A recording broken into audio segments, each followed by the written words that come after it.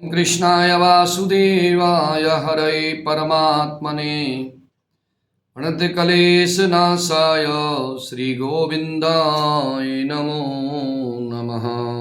बहुत ही स्वागत है आप सभी का मेरे YouTube चैनल पर। मैं आपको अपने YouTube चैनल के माध्यम से कार्तिक मास महात्म की कथा सुनाया करता हूँ। कार्तिक मास बहुत ही पावन है, पुण्य को देने वाला है। आज मैं कार्तिक मास महात्म की कड़ी में 7वें अध्याय कथा को सुनाने जा रहा हूँ। 7वां अध्याय बहुत ही पावन अध्याय है, बहुत ही पवित्र अध्याय है। इसको सुनने मात्र से भगवान की भक्ति प्राप्त होती है।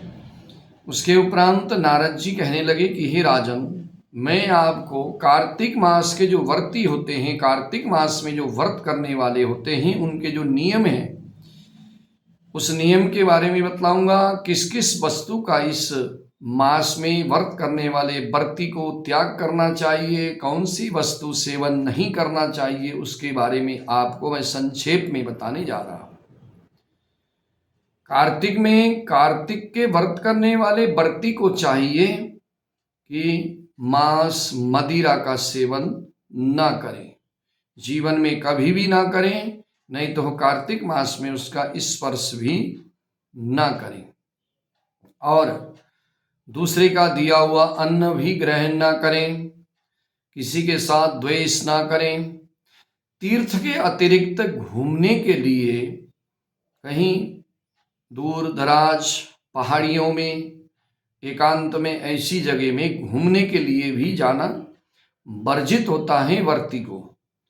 देवता, वेद, ब्राह्मण, गौ और व्रती, नारी, गुरु, राजा, इनकी निंदा करना महापाप होता है। किसी की भी निंदा कार्तिक मास के व्रती को नहीं करनी चाहिए। ये व्रत करने वाला मनुष्य दाल, तिल, पकवान, किसी का दूसरे घर का दिया हुआ भोजन भी ग्रहण ना करें, ये भी नहीं करना चाहिए। किसी की निंदा, चुगली ना करें, किसी भी जीव का मांस स्पर्श भी ना करें। पान, कत्था, चूना, नींबू, मसूर, बासी तथा जूठा अन्न जो है उसका कार्तिक व्रती को प्रयोग में नहीं लाना चाहिए। इन सब का त्याग करना चाहिए। हो सके तो गाय के दूध का इस्तेमाल करें। गाय का दूध अमृतमय होता है। अगर असंभव हो तो आप भैंस का भी दूध प्रयोग में ला सकते हैं। नहीं तो अगर हो सके तो, संभव हो सके तो गाय के दूध का प्रयोग करें। और तांबे के बर्तन में रखा हुआ पंचकव्य, बहुत छोटे घड़े का पानी एवं केवल अपने लिए ही पका हुआ अन्न प्रयोग करें। अगर किसी दूसरे के लिए बनाया हुआ है तो वो भोजन ना करना। कार्तिक मास के व्रती को हमेशा ब्रह्मचार्य का पालन करते हुए कार्तिक मास को बिताना चाहिए। हो सके तो पृथ्वी पर सोना चाहिए और केवल एक समय ही भोजन करने का विधान है। केवल एक समय ही भोजन करें। और इस तरह से भगवान कहते हैं कि जो व्रत करने वाला व्रती है, केवल नरक चतुर्थी के दिन, जो दीपावली से एक दिन पहले आती है, उस नरक चतुर्दशी के दिन तेल लगा सकता है। बाकी महीने भर तेल लगाने का विधान नहीं है।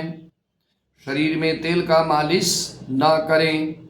कार्तिक मास के व्रती को चाहिए कि सिंघाड़ा, प्याज, मट्ठा, गाजर, मूली, इन सभी वस्तुओं का प्रयोग में ना लाएं। लौकी, मट्ठा, काशी फल, तरबूज, इन सभी वस्तुओं का कार्तिक महीने में व्रती को सेवन नहीं करना चाहिए। मासिक धर्म हुआ हो उस स्त्री का स्पर्श न करें। पापी, ब्राह्मण द्रोही, ब्रह्मघाती, नास्तिक और ऐसे जो भगवान को नहीं मानते, ऐसे मनुष्य से बातचीत भी ना करें। भगवान विष्णु को प्रसन्न करने के लिए अपनी शक्ति के अनुसार चंद्रायण व्रत करें और ऐसे नियमों का पालन करें। कार्तिक का व्रत करने वाला मनुष्य हमेशा रोगों से मुक्त होकर के सुखी होता है।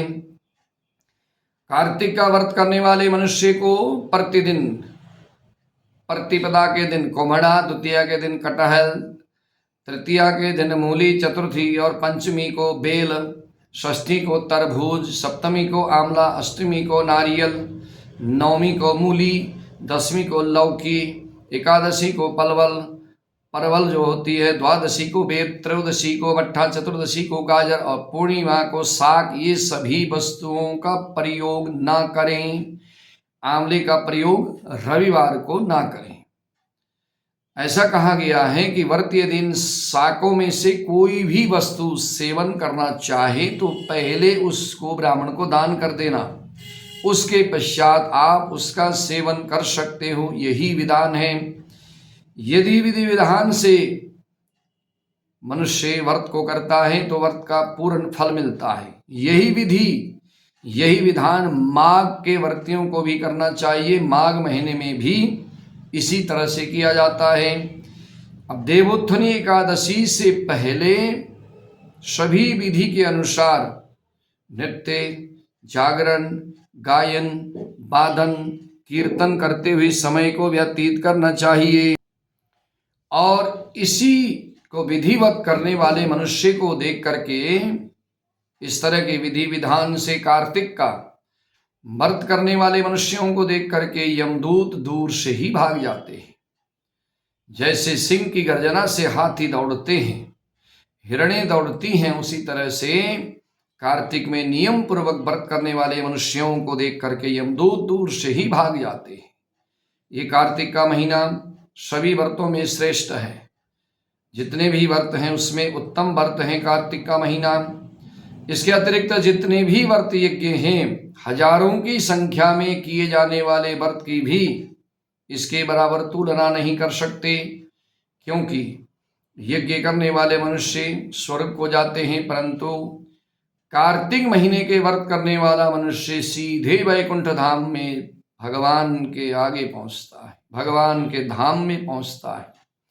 जिस प्रकार से राजा की रक्षा करके अंगरक्षक करते हैं, जिस प्रकार एक राजा की रक्षा उसके अंगरक्षक करते हैं, उसी तरह कार्तिक मास में व्रत करने वाले मनुष्यों की रक्षा भगवान श्री विष्णु किया करते हैं। भगवान श्री विष्णु उन भक्तों की हमेशा रक्षा करते हैं, हमेशा उन भक्तों के ऊपर भगवान विष्णु कृपा करते हैं। कार्तिक महीने का व्रत करने वाला मनुष्य जहाँ कहीं भी रहता है, चाहे वो कहीं भी रहे, उसकी पूजा जो है हर जगह सर्वत्र वो पूजनीय हो जाता है। उसका यश जो है दिनों दिन बढ़ता है। और इस प्रकार से जहाँ पर वो रहता है उस स्थान पर हमेशा लक्ष्मी विराजमान होती हैं, सत्कर्म विराजमान होते हैं। वहाँ पर कभी भी भूत पिशाच आदि कोई भी नजदीक नहीं आ सकते। विधि सहित कार्तिक मास का व्रत करने वाले मनुष्यों के पुण्यों का वर्णन स्वयं ब्रह्मा जी भी नहीं कर सकते हैं। यह संपूर्ण पापों को नाश करने वाला व्रत, पुत्र पौत्र आदि धन और धान्य को देने वाला, बढ़ाने वाला, सुख और समृद्धि को देने वाला, आयु आरोग्यता को देने वाला, शारीरिक कष्ट आदि व्याधि बीमारियों को दूर करने वाला, नारायण की कृपा प्रदान करने वाला जो कार्तिक का महीना है, इस कार्तिक मास में जो भी कोई श्रद्धा भाव से इस तरह से विधि से नियमों के साथ कार्तिक मास का व्रत करता है, भगवान की पूजा करता है, नारायण की पूजा करता है, भगवान के नाम का जप करता है, गंगा स्नान करता है, यज्ञ करता है, उस मनुष्य के जीवन में हमेशा सुख और समृद्धि बनी रहती है। और आगे यह 7वें अध्याय कथा जो भी कोई भाव से सुनेगा, भगवान की कृपा उसके ऊपर बरसेगी। और 8वें अध्याय में आगे के आख्यान को बताएंगे। आनंद कंद भगवान की जय। कार्तिक मास महात्म की जय।